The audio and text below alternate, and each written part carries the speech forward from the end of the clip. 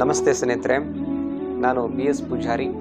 ಇವತ್ತು ಮತ್ತೊಂದು ವಿಶೇಷವಾಗಿರತಕ್ಕಂಥ ವಿಷಯದೊಂದಿಗೆ ತಮ್ಮ ಮುಂದೆ ಬಂದಿದ್ದೀನಿ. ಅದು ಏನು ಅಂತ ಕೇಳಿದರೆ, ಬಾಡ್ತಕ್ಕಂಥ ಹೂವು ಬಾಡುವ ಮುನ್ನನೇ ಮುಡಿಬೇಕು, ಹಳಸುವ ಅನ್ನ ಹಳಸುವ ಮುನ್ನವೇ ಉಣಬೇಕು, ಕೊಳೆಯುವ ಹಣ್ಣ ಕೊಳೆಯುವ ಮುನ್ನನೇ ತಿನ್ನಬೇಕಾಗತ್ತೆ. ಹಾಗೆಯೇ ಸಾಯ್ತಕ್ಕಂಥ ಈ ದೇಹ ಸಾಯುವ ಮುಂಚೆನೆ ಬದುಕಬೇಕು, ಸಾಯುವ ಮುಂಚೆನೆ ಸಾಧಿಸಬೇಕು. ಯಾವುದೇ ಒಬ್ಬ ವ್ಯಕ್ತಿ ಸಾಧನೆ ಮಾಡಬೇಕಂತ ಕೇಳಿದರೆ ಅವನಲ್ಲಿ ಅಚಲವಾಗಿರ್ತಕ್ಕಂಥ ಛಲ ಬೇಕಾಗ್ತದೆ.